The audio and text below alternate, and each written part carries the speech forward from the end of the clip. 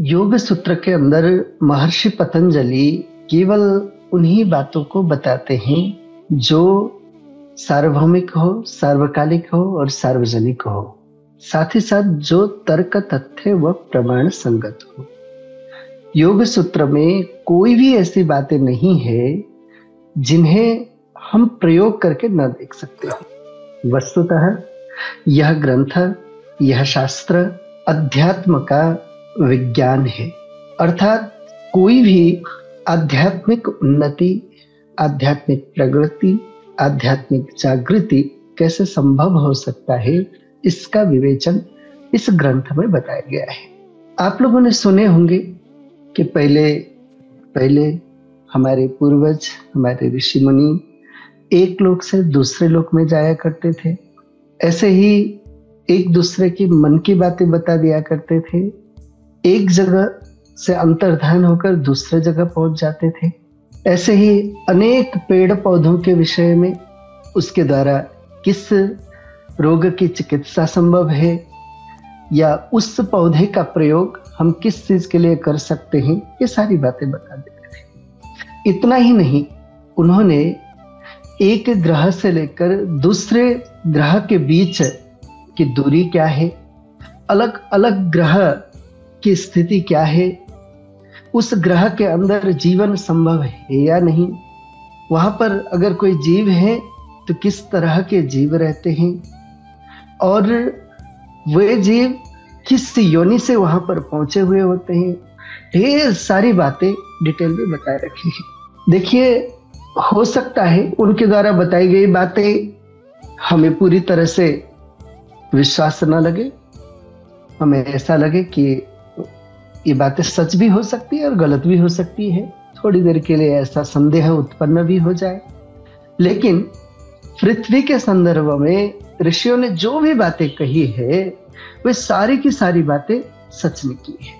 उदाहरण के तौर पर उन्होंने जहां पर कोई गैस है बताया है, वहां पर ही गैस का स्रोत मिला। जहां पर अन्य खनिज तत्व, चाहे वह लोहा हो, चाहे वह सोना हो, चांदी हो, ये कहां पर इसका स्रोत मिलता है, जैसा ऋषियों ने कहा वैसा ही मिलता है।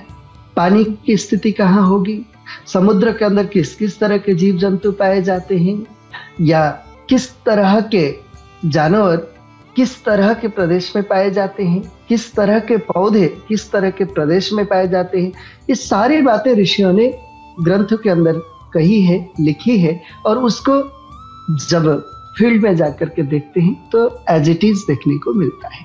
सब कुछ उसी के आधार पर। इवन अभी हम जो कुछ भी खा रहे हैं, ये कोई बाद में किसी ने खोज की कि हम गेहूं खा सकते हैं, चावल खा सकते हैं या अन्य अनाज खा सकते हैं, बाद में किसी की खोज रही हो उसके बाद हमने शुरुआत की, ऐसा नहीं है।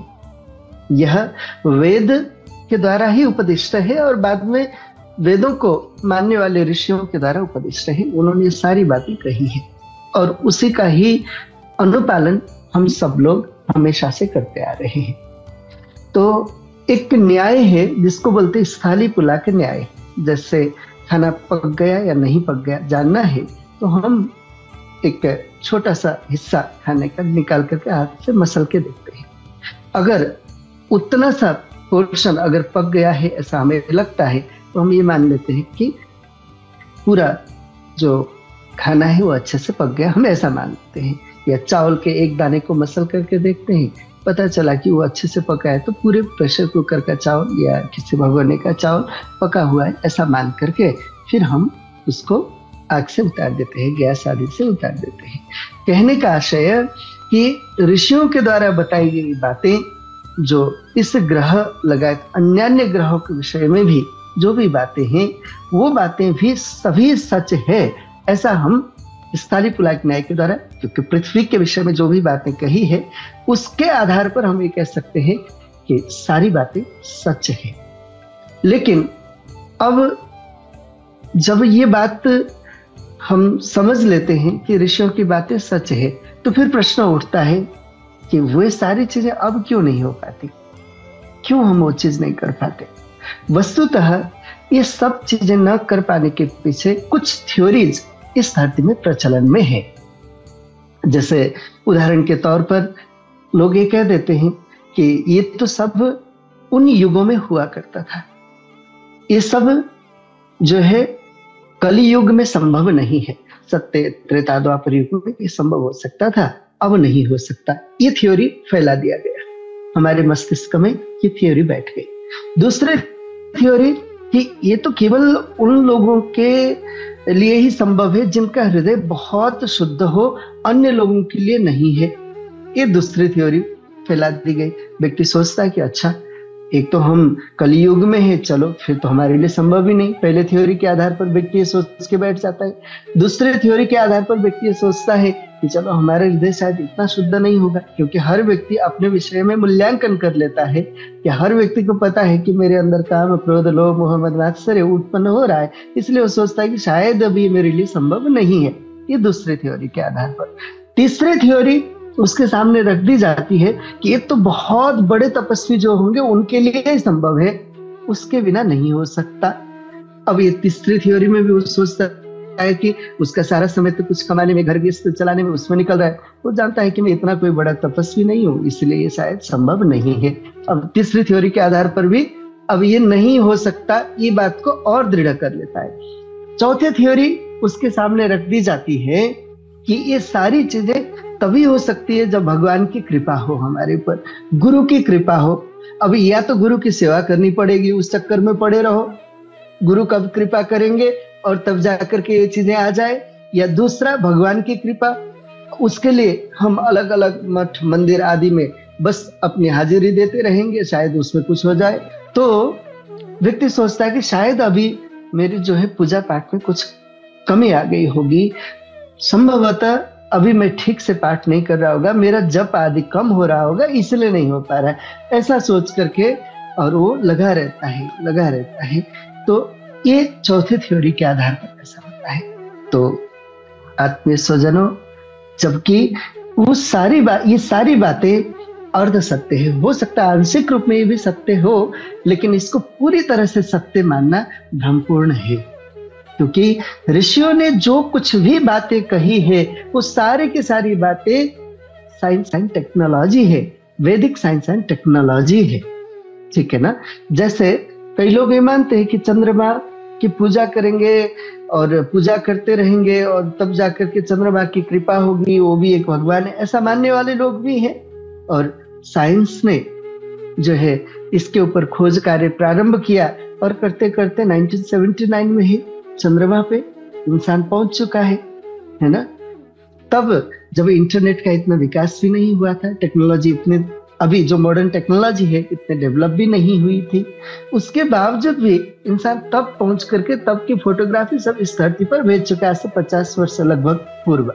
तो कहने का आशय क्या है कि एक टेक्नोलॉजी को जब फॉलो करते, टेक्नोलॉजी मतलब एक सिस्टम, साइंस मतलब एक सिस्टम, ठीक है ना। साइंस का मतलब कोई एक केमिकल रिएक्शन ही हो ऐसा नहीं, एक सिस्टम, एक पद्धति, एक प्रक्रिया को जब हम फॉलो करते हैं तो उस अवस्था में वो चीजें संभव हो पाती है। तो ऐसे ही जो ऋषियों ने जो भी बातें कही है वो सारी की सारी बातें भी संभव है, पहले भी संभव था, आज भी है, कल भी रहेंगे, बस उसके टेक्नोलॉजी को हमें फॉलो करना है।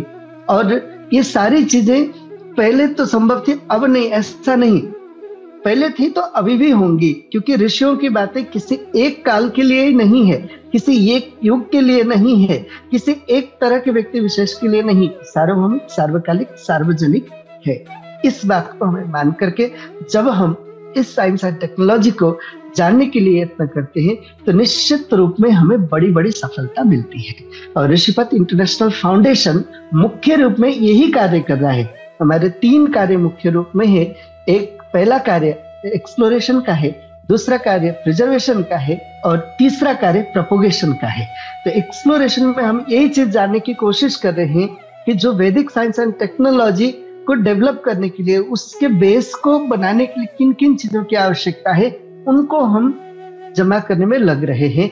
और उसके साथ साथ उससे रिलेटेड जो कुछ भी रिसर्च संभव हो सकता है, अभी जो भी साधन स्रोत हमारे पास में उपलब्ध है, उसके द्वारा हम कार्य कर रहे हैं। उसके लिए हमारे ऋषियों ने ढेर सारे डॉक्यूमेंटेशन भी किया है वैदिक साइंस एंड टेक्नोलॉजी के विषय में, चाहे वह साइंस एंड टेक्नोलॉजी आपके कृषि से रिलेटेड हो, वह साइंस एंड टेक्नोलॉजी हेल्थ से रिलेटेड हो, वह साइंस एंड टेक्नोलॉजी स्पिरिचुअलिटी से रिलेटेड हो, वो साइंस एंड टेक्नोलॉजी अन्य अन्य विधा से रिलेटेड क्यों न हो, इनको डॉक्यूमेंटेशन भी किया है। लगभग सभी डॉक्यूमेंटेशन हमारे ऋषियों ने किया है, लेकिन सब कुछ उपलब्ध होने में थोड़ा समय लगेगा। उदाहरण के तौर पर वेदों की 1127 शाखाएं थी, 1127 ब्रांचेज हमारे यहाँ विकसित हुए थे, उनके अंदर ढेर सारी बातें कही गई थी। तो उनमें से आज 10 शाखाएं भी उपलब्ध नहीं, 10 शाखाएं भी उपलब्ध नहीं है। तो हम प्रयास कर रहे हैं कि उन शाखाओं की प्राप्ति कैसे हो, कहीं ना कहीं तो जरूर होंगी, ऐसा हम मान करके चलते। हम ये मान के नहीं चल रहे हैं कि ये पूरी तरह से नष्ट हो गए, ऐसा नहीं मानते। हम ये मानते कि कहीं ना कहीं तो पक्का है, हो सकता है उसको किसी पांडुलिपि के रूप में मैन्युस्क्रिप्ट फॉर्म में हो, या कोई गुरु शिष्य परंपरा के द्वारा कहीं ना कहीं सुरक्षित हो, किसी न किसी भाषा में, किसी न किसी लिपि में कहीं ना कहीं पक्का होगा, ऐसा मान करके हम लोग दिन रात इस चीज को ढूंढने में भी लगे हुए हैं। ऐसे ही बहुत सारी बातें ऋषियों की जो अभी हम डिकोड नहीं कर पाते, कि वो जो कुछ कह रहे हैं तो उसकी गहराई को समझने के लिए भी यत्न कर रहे हैं। ठीक है ना, कि जैसे मैं अक्सर एक उदाहरण देता हूँ, गाय के दूध से क्या क्या बनाया जा सकता है, किसी से पूछेंगे तो मेरे ख्याल से कोई भी नहीं बता पाएंगे। कोई बोलेंगे कि ठीक है, इसके द्वारा हम घी बना सकते हैं, मक्खन बना सकते हैं, पनीर बना सकते हैं, ये बना सकते हैं, वो बना सकते हैं। कोई 4 चीज बोलेगा, कोई 8 चीज बोलेगा, कोई 10 चीज बोलेगा, कोई 15 चीज बोलेगा, लेकिन इतने ही बनाई जा सकती है कोई भी नहीं कह सकेगा। ये सब व्यक्ति की प्रतिभा के ऊपर निर्भर करता है कि क्या कुछ उससे बना सकता है, उसमें वो कितने गहराई में जा सकता है, उसके ऊपर निर्भर करेगा। तो ऐसे ही जो अभी जो कुछ भी ऋषियों के द्वारा कहे गए वाक्य हमारे बीच में उपलब्ध होते हैं मंत्रों के रूप में, वे वाक्य क्या क्या बातें बता रहे हैं, ये समझ पाना भी एक हमारे लिए इस समय एक बहुत जो है टेढ़ी खीर है, बड़े मुश्किल है। कुछ हद तक हम समझ पाते हैं और बहुत सारे ऐसे पक्ष हैं जिसको समझ नहीं पाते। तो हम लोग इसके लिए भी यत्न कर रहे हैं कि उसकी गहराई को हम कैसे भी समझ सकें, तो ताकि हम उस वैदिक साइंस एंड टेक्नोलॉजी को डेवलप कर सके। बाह्य रूप में वह साइंस एंड टेक्नोलॉजी जिसके द्वारा हम अपने जीवन को और अधिक सरल बना सके, सुगम बना सके, और मनुष्य को जो है और अधिक जीवन को सहज बनाने के लिए हम मदद कर सके, और आंतरिक रूप में व्यक्ति के अंदर के काम, क्रोध, लोभ, मोह, मद, मात्सर्य, इसको मिटा करके व्यक्ति की जो चेतना है उसको एलिवेट कर सके, उसके जो लेवल ऑफ कॉन्शियसनेस है उसको एक हाईएस्ट लेवल पर कैसे पहुंचाया जा सकता है। तो उसके लिए हम लोग बोलते हैं स्पिरिचुअल टेक्नोलॉजी, अंदर के लिए स्पिरिचुअल टेक्नोलॉजी और बाहर के लिए वैदिक साइंस एंड टेक्नोलॉजी, ये कैसे डेवलप हो सकता है, इसके लिए हम लोग एक्सप्लोर करने का काम कर रहे हैं। खैर, यह प्रसंगवश मैंने बातें आप लोगों के सामने रखी कि ऋषियों ने जो भी बातें कही है वे सारे के सारे दो टुक बातें हैं, कोई उलझाने वाली बातें नहीं, किसी भी तरह से इधर उधर बातें कह करके व्यक्ति को गुमराह करने वाली बातें नहीं। सारी की सारी बातें अत्यंत प्रामाणिक है और जिसको हम प्रयोग करके देख सकते हैं। उनमें से मैंने कल एक बात आप लोगों के सामने, जब विज्ञान की बात मैंने आप लोगों के सामने रखी थी, मुझे लगता है आप लोगों में से कई लोगों ने उसका प्रयोग पहले भी किया होगा, फिर कल से भी आप लोग करने लगे होंगे, आगे भी आप लोग करते रहेंगे तो डेफिनेटली उससे बहुत बड़ी सफलता मिलेगी। और महर्षि पतंजलि ऐसे अनेक बातें बताते हैं योग सूत्र के अंदर, ऐसे जो वैदिक साइंस एंड टेक्नोलॉजी के 50 प्रकार की पद्धतियां इस ग्रंथ के अंदर आपको देखने को मिलेगा। बहुत इंटरेस्टिंग ग्रंथ है, लेकिन यह केवल सुनने वाले ग्रंथ नहीं, केवल सत्संग वाला ग्रंथ नहीं है, यह प्रयोगात्मक ग्रंथ है। जब तक इसका प्रयोग नहीं करेंगे नहीं होगा, ठीक है ना। यह योग का ग्रंथ है, यह योग का ग्रंथ है, यह समाधि का ग्रंथ है, यह समाधि का विज्ञान बताता है, यह विज्ञान का ग्रंथ है, यह प्रायोगिक ग्रंथ है, और यह उन लोगों के लिए है जो प्रयोग पर उतरने के लिए तैयार हो जाते हैं। केवल शरीर को तोड़ना, मोड़ना, इधर उधर करना उनके लिए नहीं है, इसमें ये वाली बातें नहीं है कहीं पर भी, ठीक है ना।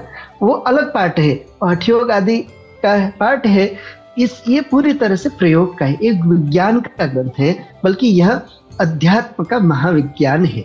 और महर्षि पतंजलि जो हमारे ऋषि, वैसे तो प्रत्येक ऋषि वैज्ञानिक है, और महर्षि पतंजलि को हम महावैज्ञानिक इस अर्थ में कह सकते हैं कि उन्होंने अन्य ऋषियों की जो खोज है, उन खोज को भी इस ग्रंथ के अंदर स्थान दिया है और अनेक बातों को सूत्रबद्ध रूप में कही है। अच्छा, महर्षि पतंजलि एक सूत्र देते हैं कि जन्मौषधि मंत्र तपः समाधि च सिद्धयः, कि ये अनेक प्रकार की जो साइंस एंड टेक्नोलॉजी है, सिद्धि उसी का नाम है, ठीक है ना। सिद्धि अर्थात सफलता, सिद्धि अर्थात साइंस एंड टेक्नोलॉजी की प्राप्ति, तो वह अनेक तरीके से प्राप्त हो सकते हैं। तो जो भी प्राप्त होंगे उनके 5 तरीके वो बताते हैं: जन्म, औषधि, मंत्र, तप और समाधि। ये 5 चीजें हैं। तो जिसमें वो कहते हैं कि एक तरह की सिद्धि वो होती है जो जन्म से प्राप्त हो जाती है, अर्थात इस जन्म में हम कोई विशेष पुरुषार्थ नहीं कर रहे हैं, इस जन्म में हम कोई विशेष प्रयत्न नहीं कर रहे हैं, उसके बावजूद भी कुछ सिद्धियां हम में आ जाती है, ऑटोमेटिकली आ जाती है। बहुत सारी सिद्धियां होती है, जैसे उदाहरण के तौर पर कई लोगों में बोलने की शक्ति होती है, कई लोगों में लिखने की शक्ति, कुछ चीजें स्वाभाविक रूप में उनको किसी ने सिखाया नहीं, और कुछ छोटे छोटे बच्चे होते हैं वो स्वाभाविक रूप में ही कुछ न कुछ यंत्र आदि बनाने में लग जाते हैं। ये सब क्या है, जन्मजा सिद्धि कहलाती है, कि जन्म से ही प्राप्त सिद्धि। ऐसे अनेक तरह की सिद्धियां आ जाती है।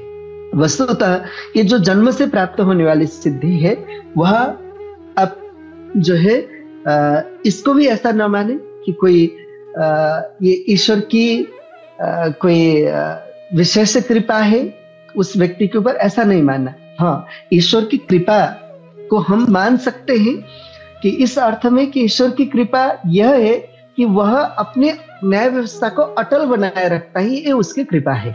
कभी भी उसकी न्याय व्यवस्था बिगड़ नहीं जाती, हमेशा एक गति में चलती रहती है, और उसको बनाए रखना ये ईश्वर की सबसे बड़ी कृपा है। इसलिए जब कभी भी कोई भी उपलब्धि होती है तो हम बोलते हैं कि ईश्वर की कृपा है, अर्थात ईश्वर की न्याय व्यवस्था के आधार पर ही यह चीज संभव हो पाई। अब व्यक्ति विशेष प्रयत्न कर चुका होता है, विशेष ज्ञान प्राप्त कर चुका होता है, तो उससे ज्ञान के आधार पर इस जन्म में स्वाभाविक रूप में उसमें उस तरह की सिद्धियां आ जाती है। और इस संसार के अंदर भी बहुत ऐसे लोग देखने को मिलेंगे, बहुत सारे ऐसे प्रतिभाशाली लोग जो सामान्य नहीं असामान्य लगते हैं, ठीक है ना, जिनमें एक असाधारण शक्ति देखने को मिलती है, अनेक लोग होते हैं, तो वो जन्मजात सिद्धि है, ऐसा महर्षि पतंजलि कहते हैं।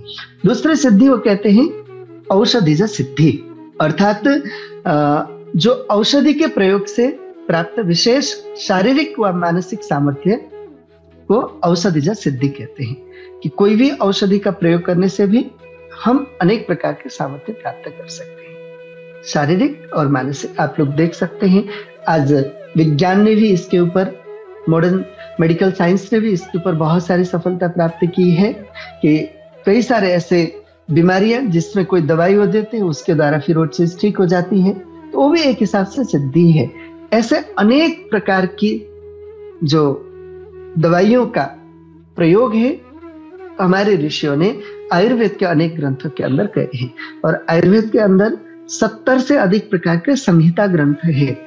आप लोगों ने सुने होंगे चरक संहिता, सुश्रुति संहिता, फिर अष्टांग हृदय, अष्टांग संग्रह, ऐसा कुछ ग्रंथ आप लोगों ने सुने। इसके अतिरिक्त भी अन्य संहिताएं भी है, जैसे हारित संहिता है, सारंगधर संहिता है, सिद्धसार संहिता है। ऐसा करते हुए 70 की करीब संहिता ग्रंथ ऋषियों के प्राप्त होते हैं। उन ग्रंथों के अंदर उन्होंने अलग अलग जो दवाइयां हैं उसके प्रयोग से अलग अलग प्रकार के सामर्थ्य कैसे प्राप्त करना है, चाहे शारीरिक सामर्थ्य हो या मानसिक सामर्थ्य हो, उसकी बातें कही है। और उसके ऊपर हम लोगों ने भी अनेक प्रयोग करके देखा है, और सारी की सारी बातें सत्य हैं। वैसे बहुत सारे जो अनुभवी लोग भी बताते हैं, बहुत सारे ऐसे लोग वर्तमान में भी उपलब्ध होते हैं जिन्होंने उनके अपने जीवन में प्रयोग करके देखा है, उन बातों को अप्लाई करके देखा है, जिससे ऋषियों की जो बातें हैं वह अक्षरशः सिद्ध होते हैं। तो ये कहलाते हैं औषधिज सिद्धि। पहले सिद्धि का नाम जन्मज सिद्धि, कि जन्म से प्राप्त होने वाली सिद्धि। एक प्रकार की ये सिद्धियां हुई, ठीक है, एक कैटेगरी ये हुई। दूसरे कैटेगरी क्या बताया, औषधिज सिद्धि, कि हम उन सिद्धियों को, उस साइंस एंड टेक्नोलॉजी को औषधि के द्वारा भी प्राप्त कर सकते हैं, ठीक है। जैसे बहुत सारे लोग जो गंगोत्री आदि में रहते हैं, हिमालय में जो रहते हैं, वो लोग बस इसी के सहारे ही वहां पर रह रहे होते हैं। कई बार लोग सोचते होंगे कि वहां कैसे रहते होंगे, खाने पीने की चीजें कैसे मिलती होंगी, कहाँ से आती होंगी वो चीजें, बस उनको इस चीज का ज्ञान होता है, या उन्होंने हो सकता है पढ़े भी ना हो, लेकिन किसी न किसी व्यक्ति के मुख से उस बात को सुने होते हैं और उस परंपरा में आबद्ध हो जाते हैं, तो वो चीजें स्वाभाविक रूप में पता चल जाता है और फिर उसका प्रयोग करते हैं। जैसे कई ऐसी जड़ी बूटियां हैं जिनको थोड़ा सा, इतना सा भी जड़ी बूटी को कुछ पानी में उबाल करके उसको पीने मात्र से आप जो है 12-14 घंटे के लिए भूख नहीं लगेगी, ठीक है, उसका प्रयोग करते हैं। बहुत सारे ऐसी चीजें हैं जो लोग नहीं जानते। अभी जैसे साग की बात यदि मैं करूं, क्या क्या साग खा सकते लोग, क्या बोले, पालक खा सकते हैं, है ना, या और 2-3 तरह के साग बोलेंगे कि ये चीज खा सकते हैं। पालक खाएंगे, यहाँ पर कर्नाटका में जो है घुंगरा खाते हैं, फिर ऐसे मेथी का साग खाते हैं, ऐसे 2-4 साग लोग जानते हैं। जबकि इसके अतिरिक्त हमारे आसपास में ही बिना लगाए हुए अपने आप उगने ऐसे 20 प्रकार के साग हैं जिसको हम खा सकते हैं। ऋषिपथ आश्रम तम्मापुरम में आने वाले जो लोग होते हैं, उन लोगों को हम लोग प्राय यही खिलाते हैं, जो आसपास में जो साग मिल जाते हैं, और उनको सिखा करके भेजते भी हैं कि ये है पुनर्नवा, इसको आप बना करके खाओ, ये फला साग है, ये फला साग है, इसको ऐसे पहचानना है, और ये ऐसे अगर इस तरह का होगा तो ये आप आराम से खा सकते हो। और लोग इसको खाते हैं और स्वस्थ बन जाते हैं, शारीरिक रूप में भी स्वस्थ बनेंगे और साथ में एक झंझट से भी मुक्ति मिलेगी। साग की खेती करनी पड़ेगी या खरीद के ले आना पड़ेगा, ये कोई जरूरी नहीं होगा। आसपास में कितने मिल रहे होते, बस उसको निकालना है, खा लेना है। तो ये काम जो हिमालय में रहने वाले लोग होते हैं वो इस तरह का प्रयोग करते हैं। और हम लोग प्रयास ये कर रहे हैं कि आने वाले समय में हम एक आरण्यकम बनाएंगे। आरण्यकम मतलब एक घनघोर जंगल होगा जिसमें 50 साल की उम्र के पश्चात व्यक्ति वहां पर प्रवेश करेगा। इसका प्रारंभ हम अपने से ही करेंगे संभवतः। तो उसमें 50 साल होते व्यक्ति उस अरण्य के अंदर जाएगा, चारों ओर से उसमें सुरक्षा के लिए लोगों को रख देंगे, अंदर छोटी छोटी कुटिया होंगी और उसके अंदर कोई व्यक्ति खाना नहीं पकाएगा, ठीक है ना, बाहर से कुछ चीज खरीद के नहीं ले आना है, कोई खेती नहीं करेगा। हम पहले एक बार वहां पर कुछ पेड़ पौधे लगाएंगे, वहीं पर फल पकेंगे, उसी फल को लेकर के खाएंगे, फल जो साग वहां पर उग रहे होंगे उसी को खाएंगे। तो क्या क्या व्यक्ति खा सकता है एक जंगल के अंदर, उन चीजों का अभी हम लिस्टिंग कर रहे हैं, उसको बना रहे हैं ताकि आगे लोगों के लिए एक सुविधा हो सके। और प्राचीन समय में यही हुआ करता था, अरण्य के इसी को बोलते थे, वानप्रस्थ आश्रम यही होता था। तो ये थोड़ी है कि अभी वानप्रस्थ नाम दे दिया और अभी तो और ज्यादा सोफिस्टिकेटेड हो गया, घर से भी ज्यादा जहां पर एकदम सुविधा रहे तो नहीं। पहले क्या होता था, वानप्रस्थ आश्रम मतलब व्यक्ति अब घर से कट जाता था, ठीक 25 साल में शादी कर लेता था, 50 साल तक में गृहस्थ धर्म का संपूर्णतः पालन कर लेता था, अपना जो उत्तरदायित्व उसका निर्वहन कर लेता था, ठीक 50 साल के होते ही फिर वानप्रस्थ की ओर चला जाता था, वन की ओर चला जाता था, वानप्रस्थी बन जाता था और उस अरण्य में रह करके फिर उन्हीं चीजों का अभ्यास करता था जो उसने 25 साल की आयु तक कर चुका होता। और फिर वो करते हुए फिर 50 से 75 तक में अपने आप को पूरी तरह से तपस्वी बना लेता था। और जैसे ही 75 क्रॉस कर लेता था तो फिर उसके बाद संन्यास आश्रम में प्रवेश कर लेता था, अर्थात अब वह विचरण करने लगता। अब केवल वन में एक जगह पर भी नहीं रहता था, बस तीर्थाटन करने से लेकर के समाज में घूम घूम करके फिर लोगों के बीच में पहुंचना, लोगों को धर्म का उपदेश देना, जो कुछ उसने अपने जीवन में अर्जन किया वह लोगों के साथ शेयर करते हुए चलते रहता। एक जगह पर 3 दिन से अधिक न रहना, यह क्रम चलता था। तो उस प्रक्रिया को भी हम आगे चल करके प्रयास रहेगा कि हम उस चीज को किसी भी तरह से इस समाज में स्थापित कर सके। बाकी तो समय बताएगा कि क्या कुछ कर पाएंगे, क्या नहीं कर पाएंगे। लेकिन हाँ, हमारी सदिच्छा है और सदिच्छा के साथ साथ हमारा प्रयत्न भी इस दिशा की ओर है। और ऋषिपथ आश्रम में आप सब लोग के लिए हम आमंत्रित करते हैं, आप लोग आइए, आप लोग रहिए। आश्रम के अंदर गौशाला है, ऐसे ही आश्रम के अंदर एक ऋषि संस्कृति की आप अनेक प्रकार की झांकियां देख सकते हैं और बहुत सारी चीजें आप सीख सकते हैं। और दूसरी बात, लोग मेरे से पूछते हैं कई बार कि ऋषिपथ आश्रम में आकर के हम क्या क्या सीख सकते हैं। मैं उनको एक बात कहता हूँ कि ये तो व्यक्ति के जिज्ञासा के ऊपर निर्भर करेगा, वो कितना सीखना चाहेगा उतना सीख सकेगा।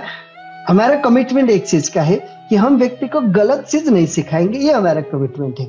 क्या क्या सिखाएंगे ये हमारा कमिटमेंट नहीं है, लेकिन गलत चीज या उसको कोई गुमराह में डालने वाली चीजें या इधर उधर के ऐसी बातों में डाल दो कि वो कभी किसी चीज में पड़ा रहेगा और जिंदगी भर उसी चीज में, वो काम नहीं करेंगे। हम वही बात आपको सिखाएंगे जो हमारे ऋषियों ने कहा है, जैसा कहा है वैसा हम आप तक पहुंचाएंगे, ये हमारा कमिटमेंट है। खैर, मैं प्रसंगवश बोल रहा हूँ कि बात चल रही थी औषधि से सिद्धि की, कि औषधि के प्रयोग से भी अनेक प्रकार की सिद्धियां मिल जाती है, अनेक प्रकार की सामर्थ्य अर्जन किया जा सकता है। और औषधि, वैसे तो ऋषियों ने एक बात और कही है, नानौषधि भूतम जगति किंचित। इस धरती में कोई भी ऐसा पेड़ पौधा नहीं जिसमें औषधीय गुण न हो, ठीक है ना, सब में है, लेकिन जानना जरूरी है। तो जितना हम जानते हैं उतना भी, या ऋषियों ने जितने जड़ी बूटियों के विषय में बता रखे हैं उतने जड़ी बूटियों का भी यदि ज्ञान व्यक्ति प्राप्त करता है तो विशेष सामर्थ्य निश्चित रूप में प्राप्त कर सकता है। तो आयुर्वेद के अंदर वैसे अनेक प्रकार के रसायनों के प्रयोग की भी बातें की है। उन रसायनों के द्वारा क्या क्या सफलताएं मिल सकती है, इस तरह की भी बातें की है। तो ये सब आप लोग करके देख सकते हैं। जैसे च्यवनप्राश आदि इत्यादि, ये भी उसी के ही एक कड़ी है और उसको हम लोगों ने बना करके देखा। जैसे हम पढ़ते थे जब गुरुकुलों में थे अध्ययन के दौरान की, अच्छा च्यवनप्राश का प्रयोग करने से ऐसा ऐसा होता है, ऐसा ऐसा होता है। फिर खूब च्यवनप्राश खाते रहते, कभी भी कुछ बात ये तो होती नहीं, तो क्यों नहीं होती, ये प्रश्न हमेशा उठता था। या तो ऋषियों ने गलत कहा है या ऋषियों की जो बातें हैं उसमें कुछ छेड़खानी कर दी गई है, ऐसा लगता था। तो फिर हमने सोचा कि क्यों ना हम खुद ही बना करके देखें क्या होता है। जब बना करके देखने लगे तब तो फिर पता चला कि बहुत सारे जो द्रव्य है, द्रव्य बोलते हैं जो बहुत सारे उसके कंपोनेंट्स है च्यवनप्राश के, जैसा ऋषियों ने कहा है ग्रंथ में, वो कंपोनेंट्स इजिली अवेलेबल ही नहीं है। तो लोग नाम तो च्यवनप्राश देंगे, अंदर वो कंपोनेंट डालते ही नहीं है। और दूसरी बात, वो कंपोनेंट जो जितने मात्रा में डालने चाहिए कहा है उतनी मात्रा में भी नहीं डालते, इसलिए जो सफलता मिलनी चाहिए वो नहीं मिल पाती। आपको ये सुनकर बड़ा आश्चर्य लगेगा, अभी बाजार में जो भी च्यवनप्राश वगैरह मिल जाते हैं वो मेरे ख्याल से 200-300 रुपया किलो से स्टार्ट हो जाते हैं। 200 रुपया किलो, 300 रुपया, 400 रुपया किलो, ऐसे में मिल जाते हैं, है ना।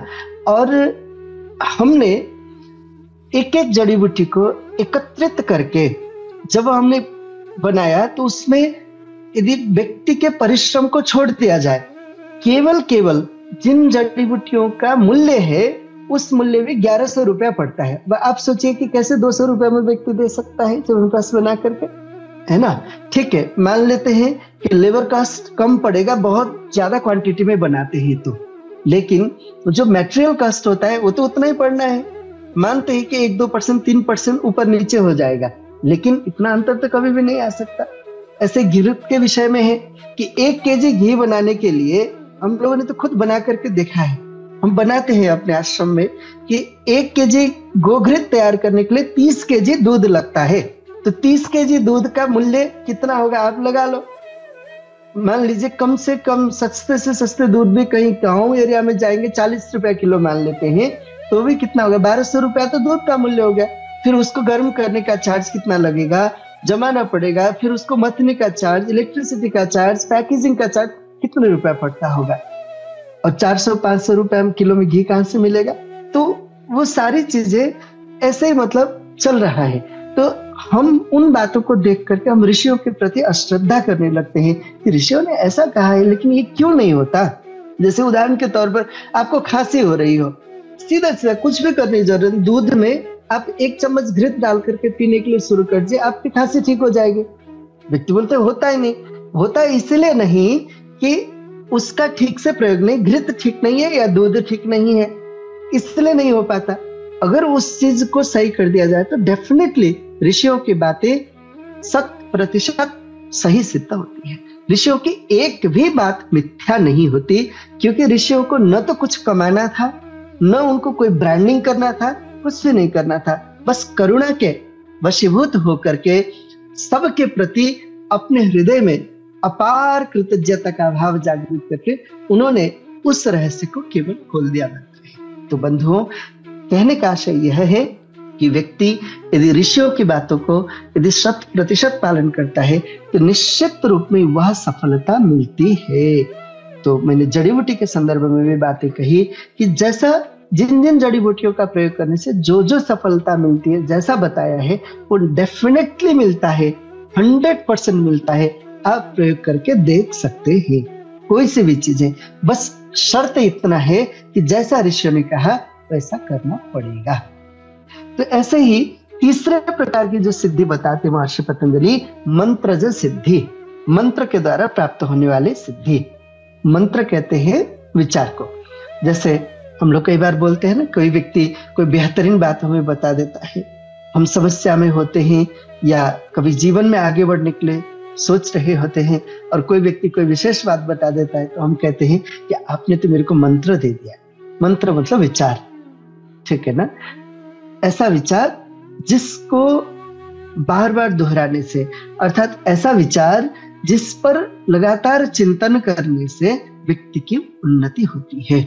ऐसा विचार जो व्यक्ति को कभी भी पथभ्रष्ट होने नहीं देता, उसको बोलते हैं मंत्र। और कोई भी उत्कृष्ट विचार या किसी भी विषय से संबद्ध विचार, उसका जब मंथन करने लगते हैं और उस विचार का जब प्रयोग परीक्षण करने लगते हैं तो उस अवस्था में भी हमें एक विशेष सफलता मिलती है।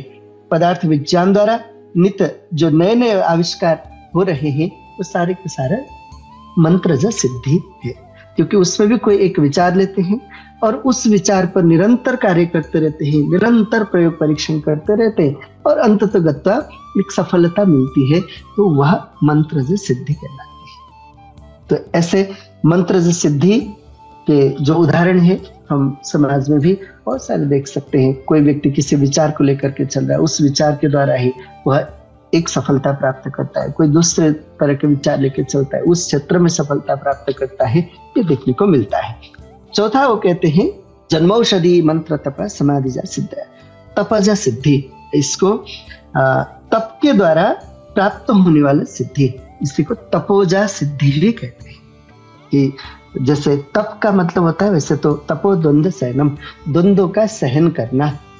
जो भी विपरीत जोड़े होते हैं ना, सर्दी गर्मी, लाभ हानि, जय पराजय आदि, सुख दुख, इनका सहन करने को बोलते हैं तप, तपो द्वंद्व सहनम।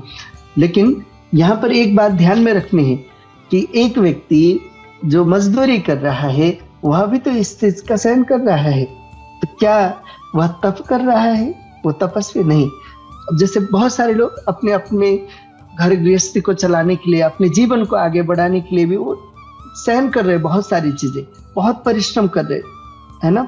कम ही लोग ऐसे होंगे जो परिश्रम नहीं कर रहे होंगे, सब लोग परिश्रम कर रहे हैं अपने अपने स्तर पर। तो क्या सारे तपस्वी? नहीं। यहाँ तप से तात्पर्य कि योगांगों का अनुष्ठान करने के क्रम में आने वाले द्वंद्व को सहन करने को बोलते हैं तप। क्या कहा मैंने? योगांगों का अनुष्ठान करने के क्रम में जो द्वंद्व आते हैं उनको सहन करने को बोलते हैं तप। जैसे योगांग में क्या क्या आते हैं? यम, नियम, आसन, प्राणायाम, प्रत्याहार, धारणा, ध्यान, समाधि। अब यम के अंतर्गत आता है अहिंसा, सत्य, अस्तेय, ब्रह्मचर्य, परिग्रह। अब इनका पालन करना है। आप सुनने में जितना आसान लग रहा होगा, एक एक चीज को पालन करने में कितना मुश्किल है ना। आप लोगों का भी अनुभव होगा। अहिंसा, 81 प्रकार की हिंसा की बात महर्षि पतंजलि करते हैं।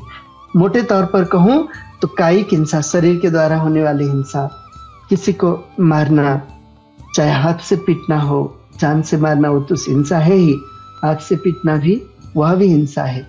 शरीर के द्वारा किसी को दुख देना कायिक हिंसा, वाचिक हिंसा वाणी के द्वारा किसी को दुख देना। कितने बार हम टॉन्टिंग कर रहे होते हैं, क्या क्या बोल रहे होते हैं, है ना, किसी न किसी को कितने दुख पहुंचा होता है। तीसरा मानसिक हिंसा, अंदर विचार भी करते हैं, चलो शरीर को तो कंट्रोल में रख लिया, वाणी को भी कंट्रोल में रख लिया कि नहीं ये नहीं करनी है, मन में तो विचार चलेगा ना। कोई व्यक्ति हमें कुछ भी बोलेगा तो उसके प्रति एकदम अंदर ही अंदर खुंदस उठेगा, है ना, अंदर ही अंदर लगेगा कि इसने ऐसा बोला मेरे को, लेकिन बोलने से पहले एकदम कि नहीं नहीं नहीं, वाचिक हिंसा नहीं करनी है, कायिक हिंसा नहीं करनी है, लेकिन मानसिक हिंसा चल रही होती है। तो इन हिंसाओं से मुक्त होना इतना आसान काम नहीं। तो अगर आप हिंसा रहित हो गए तो क्या है, आपके जीवन में एक चीज घटित होती है, ये भी महर्षि पतंजलि बताते हैं, अहिंसा प्रतिष्ठायाम वैर त्याग। अब आपके सानिध्य में जो भी व्यक्ति आएगा वह वैर भाव भूल जाएगा। आपके सत्संग से उस व्यक्ति के मन में आपके प्रति वैर उत्पन्न नहीं होगा। ऐसे सत्य को बोलना, सत्य का आचरण करना। व्यक्ति बोलता है कि नहीं मैं तो सत्य बोलता हूं, यदि आप सत्य बोलते हैं परिणाम क्या आना चाहिए आपके जीवन में, सत्य प्रतिष्ठान क्रियाफलाश्रय, कि आप जो कहोगे वही होने लग जाता है। आपने बोला कि ऐसा हो, तथास्तु बोलते थे ना पहले, वो लोग बोलते हैं तथास्तु जो सत्य में प्रतिष्ठित है, क्योंकि सत्य में प्रतिष्ठित हो जाएंगे। और आज भी यदि आप सत्य में प्रतिष्ठित हैं और यदि आप बोल देते हैं कि किसी को भी आप कुछ भी बोलो ऐसा ही हो, यदि वह सृष्टि नियम के अनुकूल होगा तो डेफिनेटली होगा, 100% होगा, और हो रहा है ऐसा। सत्य प्रतिष्ठान क्रियाफलाश्रयत्वम्। फिर ऐसे अस्तेय, यदि आप चोरी नहीं कर रहे, चोरी से तात्पर्य किसी चीज को एक जगह से उठा करके दूसरी जगह रख देना, ये भी चोरी है। स्थान परिवर्तन कर देना वस्तु का, ये चोरी है। विचारों की चोरी कोई भी चीज है, जिस विचार को हम अपने जीवन में अपनाए बगैर हम उस विचार को अपना विचार कह करके रखते हैं ना, तो वह भी चोरी है। तो जब हम चोरी से रहित हो जाते हैं तो क्या होता है, अस्तेय प्रतिष्ठायाम सर्वरत्नोपस्थानम्। हर प्रकार के रत्न, हर प्रकार की समृद्धि आपके जीवन में आ गई तो समझना कि आप अस्तेय प्रतिष्ठित हैं। समाज में लोग क्या करते, कोई व्यक्ति अमीर है, किसी व्यक्ति के पास में बहुत सारी चीजें हैं, तो लोग उसके प्रति ईर्ष्या का भाव रखते हैं, सोचते हैं कि अरे ऐसे कैसे हो सकता है, कुछ न कुछ बदमाशी की होंगी तभी आ गया, नहीं तो कैसे आ सकते हैं चीजें, इतने जल्दी कैसे आएंगे, अनेक अनेक तरह की बातें सोचने लगते हैं। लेकिन पतंजलि विज्ञान बता रहे कि नहीं नहीं, आप अस्तेय व्रत का पालन करो, सर्वरत्नोपस्थानम्। वह तो योगी है, वो अस्तेय प्रतिष्ठित है, अस्तेय सिद्ध है, जिसके जीवन में किसी भी तरह के साधन संसाधन की कमी न हो। कहने का आशय एक एक चीज का वो बता रहे, अहिंसा, सत्य, अस्तेय, ब्रह्मचर्य, ब्रह्मचर्य प्रतिष्ठायाम वीर्य लाभ।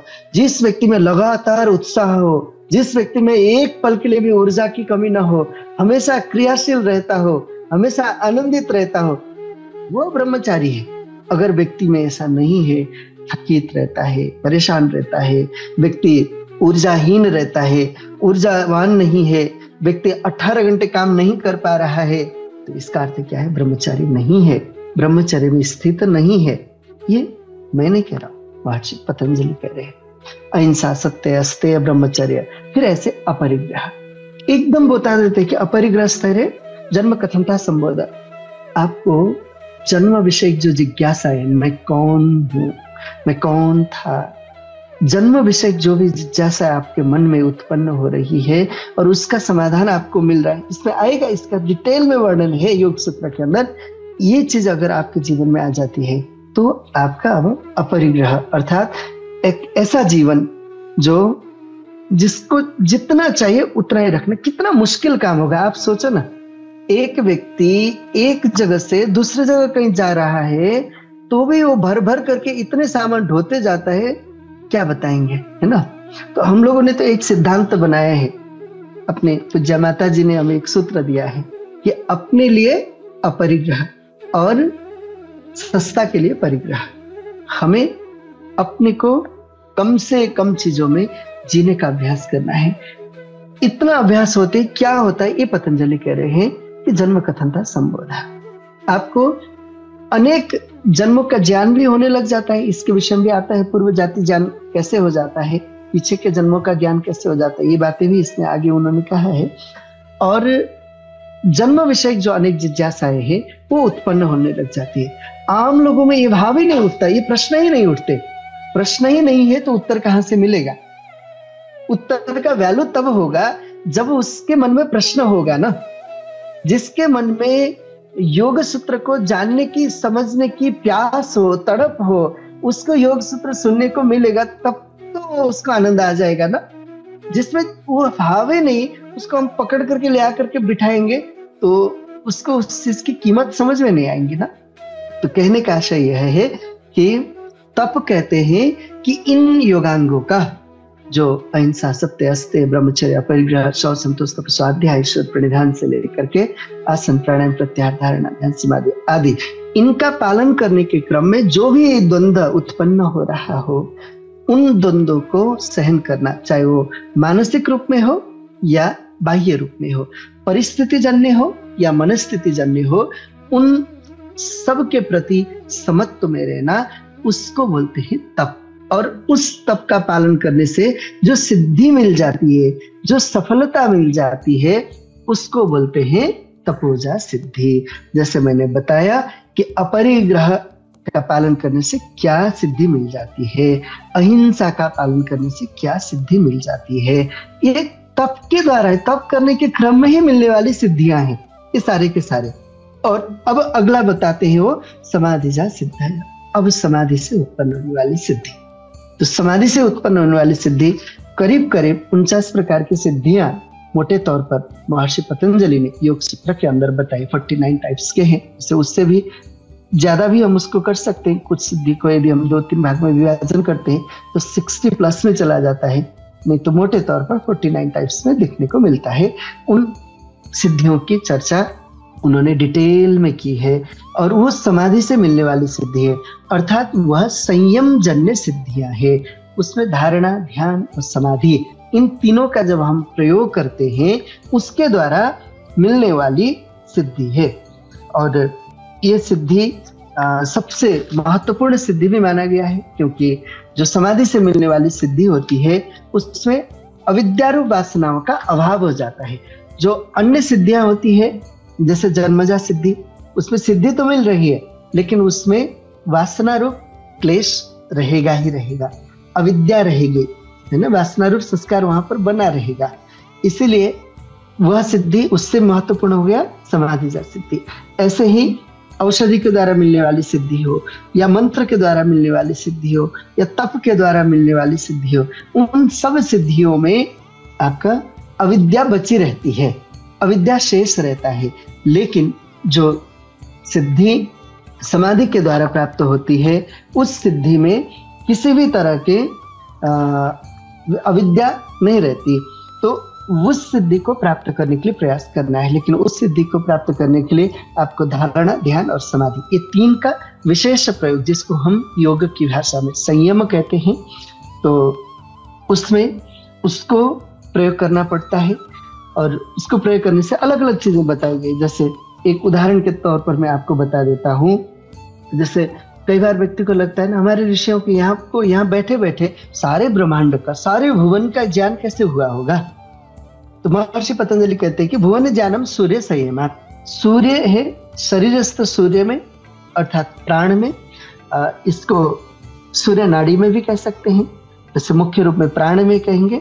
उसमें संयमात्, संयम करने से भुवन ज्ञानम, शरीर रूपी भुवन का ज्ञान हो जाता है। और यत पिंडे तद ब्रह्मांडे, कि जो पिंड में है वो ब्रह्मांड में है, ऐसा माना जाता है। तो उसके द्वारा फिर सारा का सारा ज्ञान हो जाता है एक जगह बैठ करके भी।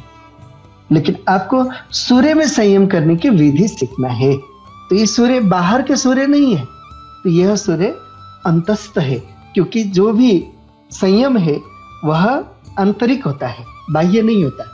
वह धारणा, ध्यान और समाधि की स्थिति में होता है। अर्थात ये सारे के सारे आंतरिक प्रयोग है, उससे पता चलता है।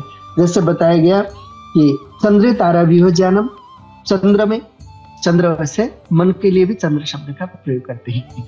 उसमें संयम करने से तारा भी हो ज्ञानम, तारा का मतलब इंद्रियों के जो व्यूह है उसका ज्ञान हो जाता है। व्यूह बोलते हैं सन्निवेश को।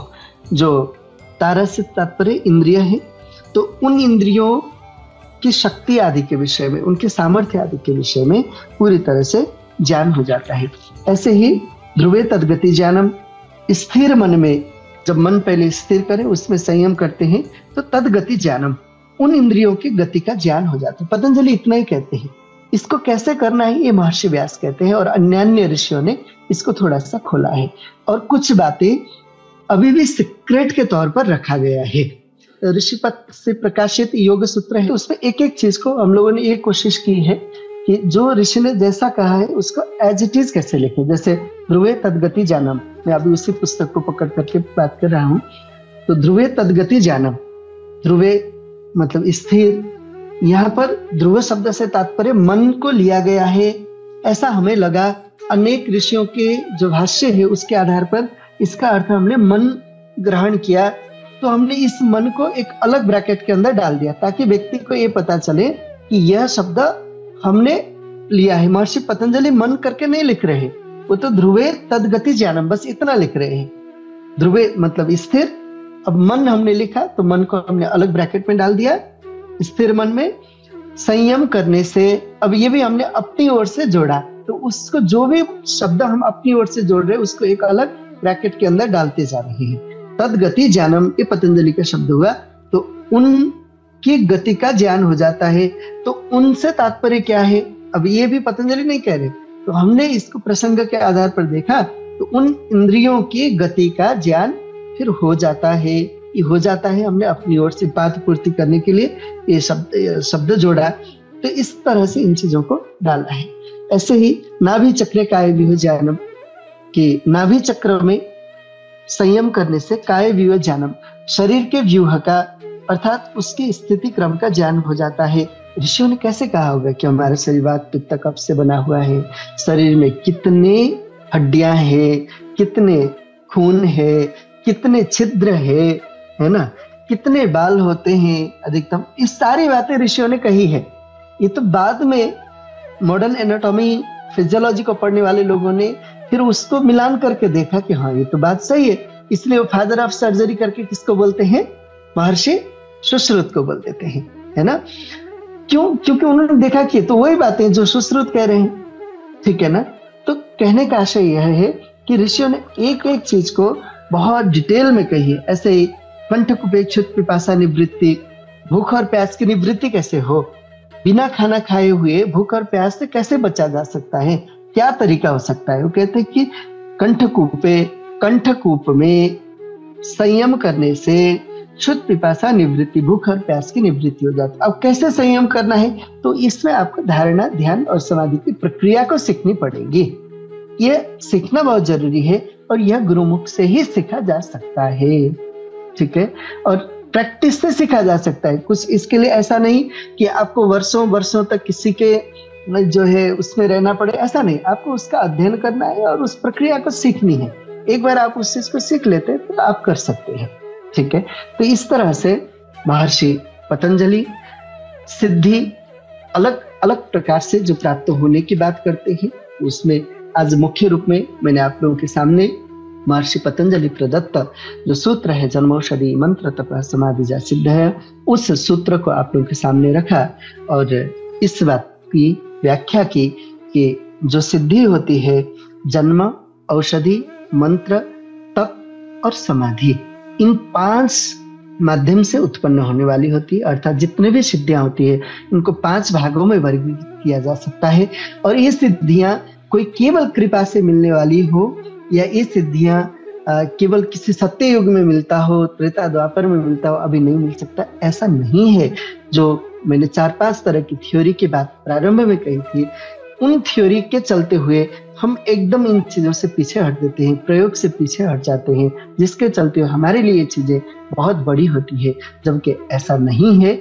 इनके ऊपर हम प्रयोग करते हैं तो निश्चित रूप में सफलता मिल जाती है। और हमें अब पूरी तरह से इनके प्रयोग में हम सबको उतरना है और अन्य लोगों को भी इस विधा की ओर बढ़ने के लिए, ऋषियों के द्वारा बताए गए ज्ञान और विज्ञान की ओर बढ़ने के लिए प्रेरित करना है। यह बहुत बड़ा दुर्भाग्य है भारतवर्ष का कि लोग ऋषियों के ज्ञान और विज्ञान तक पहुंचे नहीं पाते, कथा कहानियों में ही खो जाते हैं और उनको किसी न किसी अन्य पाठ में, स्तुति में, उन चीजों में उलझा करके रख दिया जाता है, जिसके चलते हुए व्यक्ति इन दिशाओं में सोच ही नहीं पाता। लेकिन यदि सीधा सीधा व्यक्ति ऋषियों के साथ जुड़ जाए, ऋषियों के ग्रंथों के साथ जुड़ जाए, फिर एक बार हर व्यक्ति ऋषियों के ज्ञान और विज्ञान का अध्येता भी बने और प्रयोक्ता भी बने, तो निश्चित रूप में उसके मुख से भी यही बात निकलेगी जो हम कहते हैं, ऋषियों की जय, ऋषियों की जय, ऋषियों की जय।